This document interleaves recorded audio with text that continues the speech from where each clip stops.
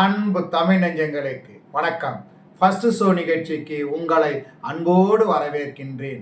இன்றைய first show நிகழ்ச்சியில் சிங் கீதம் திரைப்படத்தின் திரை விமர்சனத்தை தெரிந்து கொள்ள போகிறோம். வாங்க நிகழ்ச்சிக்கு போவோம். இயற்கையை நாம மதிக்கணும், அவமானப்படுத்தக்கூடாது, அழிக்கக்கூடாது. அப்படி அழிச்சா அது நமக்கு என்ன திருப்பி தரும்? அது நம்ம வாழ்க்கையில மிகப்பெரிய பாதிப்பை ஏற்படுத்தும். அதை தான் இந்த படத்தின் கதை பேசுகிறது. இந்த படத்தின் கதாநாயகன் அயான் போபால் சிறையிலிருந்து வெளியே வர்றாரு. வெளியே வரல, பிடிச்சி தள்ளி விடுறாங்க. சும்மா இங்கேயே வந்து தங்கிக்காத அப்படின்னு தள்ளி விடுறாங்க. வர்றாரு, வீட்டுக்கு வர்றாரு. வசதி இல்லை, வாழ்க்கை ரொம்ப மோசமாக இருக்குது. சம்பாதிக்கணும் இல்லையா, கஷ்டப்படணும் இல்லையா, அது அவரால் முடியுமா யோசிக்கிறாரு. இந்த சமயத்தில் அவருக்கு பத்திரம் கிடைக்கிது. அவங்க அப்பாவோட சொத்து பத்திரம் அவருக்கு கிடைக்கிது. ஊரில் ஒரு 100 ஏக்கர் இருக்குது, சந்தோஷமாக அனுபவி அப்படின்னு சொல்கிறாங்க. கிடைச்சா வாய்ப்பு கிடைச்சா சும்மா இருப்பாரா? ஓடி வர்றாரு, பஸ்ஸை பிடிச்சி ஏறி அங்கே வர்றாரு. அதாவது ஒரு காலத்தில் பச்சை பசேல்னு இருந்த ஒரு கிராமம் இப்போ பாலைவனம் மாதிரி வறண்ட பூமியாக கிடக்குது. அங்கே போகிறாரு. போனால் இந்த ஊரில் வாழ்கிறது தகுதி கிடையாது, நாம் போகணும், திரும்பி போகணும், சொத்தை சீக்கிரமாக விற்றுட்டு திரும்பி போகணும் அப்படின்னு போகிறாரு. வறண்ட பூமியை யாராவது வாங்குவாங்களா? காரணம் இருக்குது. அதாவது இவருடைய இடத்துல தங்க சுரங்கம் இருக்கு. ஏற்கனவே இவங்க பெரியப்பா அப்படி வெட்டி வித்துக்கிட்டு இருப்பாரு. அதே மாதிரி தான் இவர் இடத்துலையும் தங்கம் இருக்குது. தம்பி பையனை ஏமாத்தி குறைஞ்ச விலைக்கு வித்து அதை எடுத்துக்கலாம் அப்படின்னு ஐடியா பண்ணுவாங்க. இவர் இங்கே வந்த பிறகு இங்கே தங்கம் தோன்றாங்க, தன்னோட இடத்துலையும் தங்கம் இருக்கு அப்படின்னு நினைச்சதும் பெரிய விலை கேட்பார். அவங்க ஒத்துக்குவாங்க. அந்த விலைக்கு பணத்தை வாங்கிட்டு போகலான்னு இருக்கும்போது அவருடைய இடத்துல ஒரு மரம் இருக்கும். அந்த மரத்தை வெட்டி சாய்க்கணும். அப்போதான் தங்கம் தோண்ட வழி கிடைக்கும். அதுக்காக அந்த மரத்தை அப்புறப்படுத்துறதுக்காக வெட்டுறதுக்கு தயாராகுவாங்க. ஆனா படத்தோட கதையில் இருக்கின்ற கதையின் நாயகி கௌரி ஒத்துக்க மாட்டா. கௌரி சின்ன புள்ளிலிருந்து அந்த கிராமத்துல அந்த மரத்தடியில வளர்ந்தவ. சும்மா இருக்கிற நேரத்துலலாம் அங்க படத்துக்குவா, சாப்பிடுவா, தூங்குவா.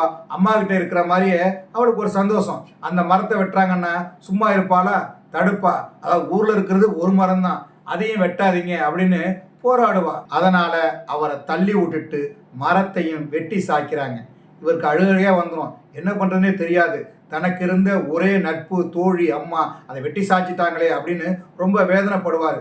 படுத்தா ராத்திரி எல்லாம் தூக்கம் வராது. அதனால அன்னைக்கு அந்த ஊர்ல இருக்கின்ற மலை மேல இருக்கின்ற குபேரசாமிகிட்ட போய் இந்த மாதிரி மரத்தை வெட்டிட்டாங்க, எனக்கு யாருமே உதவியா இருக்கல அப்படின்னு சொல்லி வேதனைப்படுவாரு, அழுவாரு. அதன் பிறகு அங்கு ஒரு சம்பவம் நடக்குது. அதாவது குபேரசாமி வினோதமான ஒரு சாபத்தை விடுறாரு. அது மறுநாள் அந்த ஊருக்கு தெரிய வருது. என்ன சாபம்னா, யாரு என்ன பேசினாலும் பாடுவாங்க. அதை பேசுறதெல்லாம் பாடுற மாதிரியே இருக்கும். பைத்தியம் உங்க எல்லாருக்கும் பைத்தியம். அது எல்லோருக்கும் அதிர்ச்சியா இருக்கும். வாய் இழுத்து கொண்டே இருக்கின்ற கிழவன், வெளிநாட்டிலிருந்து வந்திருந்த நீக்ரோ, அழுவும் சிறுவன், கத்தும் கோழி, எல்லோருடைய குரலுமே பாடலாக ஒலிக்கிறது. குபேரசாமியோட சாபத்துக்கு ஆளாயிருக்கும். அதனால நம்ம வாழ்க்கை எதிர்காலம் ரொம்ப மோசமா இருக்கும். பாடுறதை நிறுத்த முடியாது. அதனால ஊரை விட்டு போயிடுவோம், அங்கு வேற இடத்துலயாவது பொழைச்சுக்குவோம் அப்படின்னு அந்த கிராமத்தில் உள்ளவங்கலாம் அங்கிருந்து வெளியேற முடிவு பண்ணுவாங்க. அந்த நேரத்தில் பாலம் இடிஞ்சு விழுந்துரும். அதாவது அந்த மலையை தாண்டி அவங்களால போக முடியாது. வேறு மலையை சுத்தியும் போக முடியாது. என்ன பண்றது? அதனால தவிப்பாங்க. குபேர கடவுளின் சாபத்திலிருந்து அந்த மக்கள் எப்படி விடுபடுகிறார்கள்? குபேர கடவுளுக்கும் நாயகனுக்கும் என்ன தொடர்பு? நாயகன் நினைத்தது போல அவருடைய இடத்தை விற்க முடிந்ததா? உட்பட பல கேள்விகளுக்கு மீதி படம் பதில் சொல்கிறது. இந்த படத்தின் கதாநாயகன் அயான் ஒரு கலகலப்பான பாத்திரத்துல நடிச்சிருக்கிறாரு. படம் முழுக்க அவருடைய கதாபாத்திரம் சிரிக்க வைக்கிற மாதிரி தான் இருக்கு. சில இடங்கள்ல சீரியஸா இருந்தாலும் அவருடைய நடவடிக்கையெல்லாம் சிரிக்கிற மாதிரி தான் இருக்கு. அம்மா சென்டிமெண்ட் காட்சிகளில் மனதை தொடுகிறார். கதாநாயகியாக இருக்கின்ற ஒரு மரத்தையும் காப்பாற்ற போராடுகின்ற கௌரி பாத்திரத்தில் அகல்யா பாம்ரே நடித்திருக்கிறார். அவரது பாத்திரம் துருதுருன்னு இருக்கின்ற பாத்திரம். அதை ரசித்து ரசித்து செய்திருக்கிறார். படம் முழுக்க அவருடைய பாத்திரம் இருக்கிறது. அதில் அகல்யாவின் நடிப்பு பிரமாதமாக இருக்கிறது. மரத்துக்காக போராடுகின்ற காட்சிகளில் நெஞ்சை தொடுகிறார். தங்க சுரங்கத்தின் உரிமையாளராக சாலை ஷாலினி கூடி நடித்திருக்கிறார். முகபாவனைகளில் அவருடைய நடிப்பு பிரமாதம். சைலஜாமா என்கிற பாத்திரத்தில் நாயகனின் அம்மாவாக நடித்திருக்கிறார் நிவேதா பெத்துராஜ். நாயகனின் அப்பாவாக ராகுல் ரவீந்திரன், நாயகியின் தந்தையாக சிவநாராயணா, வம்சி பெனர்ஜி, சிறப்பு தோற்றத்தில் விஜய் தேவரகுண்டா என படத்தில் நிறைய பேர் நடித்திருக்கிறார்கள். இந்த படத்திற்கு ஆங்கூர் சி ஒளிப்பதிவு செய்திருக்கிறார். ஒரு அழகான பாலைவனம், அங்கு நடக்கின்ற கதை, அதை நம் மனதுக்குள் கடத்துவதற்கு நிறைய உழைத்திருக்கிறார். படம் முழுக்க அவருடைய உழைப்பு தெரிகிறது.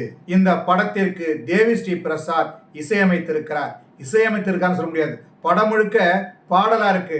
அதனால அவருடைய உழைப்பு படம் முழுக்க இருக்கிறது. பைத்தியம் பாடலில் தொடங்கி அது ஏனோ பாடல் என படம் முழுக்க அவரது பாட்டு சத்தம் மனதை அள்ளுகிறது. கலை இயக்குனர், படத்தொகுப்பாளர், ஒப்பனையாளர், இப்படி படத்துல நிறைய பேர் வேலை செஞ்சிருக்காங்க. அவங்களுடைய உழைப்பெல்லாம் படத்துல தெரியுது.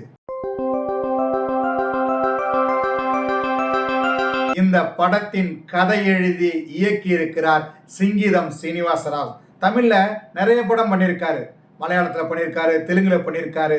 இருந்தாலும் அவருடைய படங்கள் வித்தியாசமாகவும் காமெடியாகவும் பொழுதுபோக்கு படமாகவும் இருக்கும்.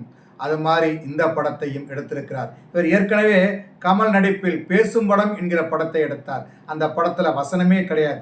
வசனமே இல்லாம அந்த காலத்து பழைய படங்கள் இருக்கு இல்லையா, ஊமை படங்கள், அது போல பேசும் படத்தை இயக்கி இருந்தார். அதுல வசனம் கிடையாது.